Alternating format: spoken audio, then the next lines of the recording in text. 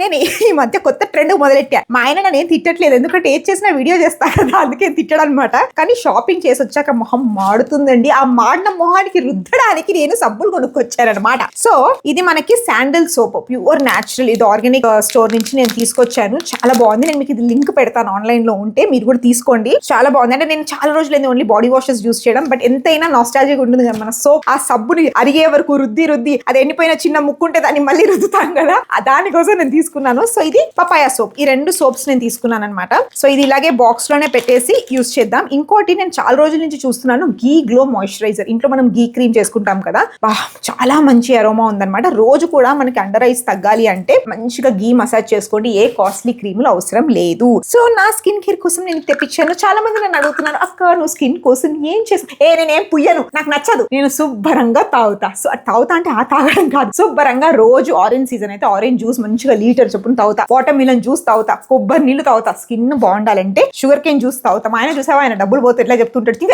చెప్పు నేను ఇంకేం తాగుతా, స్ట్రాబెర్రీ సీతాఫల్ అవన్నీ మానేసా, షుగర్స్ ఉంటున్నాయని. బట్ ఎక్కువ నేను తాగేది లీటర్. ఇప్పుడు మా ఇంట్లో 2 డజన్లు ఆరెంజ్లు వస్తే ఇంత, మా అత్త ముందు మాత్రం మా అత్త ఇలా చూస్తూ ఉంటుంది, ఏంటి ఇంత తాగేస్తుందా. మొన్న ఏమేం తెలుసా, మా అత్త వాళ్ళ ఇంటికి వెళ్తే మా అత్త నాకు డైరెక్ట్ గా చెప్పకుండా వాళ్ళ వదినతో చెప్పించింది, ఈ మధ్య బాగా దిట్టంగా అయ్యాను అని అలా అనిపిస్తుంది. కానీ అనకుండా, అవునండి ఏం చేయాలి, మీ అబ్బాయి పెట్టే ఫుడ్ బాగా తిని శుభ్రంగా అయ్యాను. అవునండి మా ఆయన సంతోషంగా చూసుకుంటున్నాడు, అయ్యాను అయితే ఏంటి అనొచ్చు, కానీ అనకుండా అందుకే తగ్గాక మా అత్తతో మళ్ళీ వీడియోలు మొదలెడతా.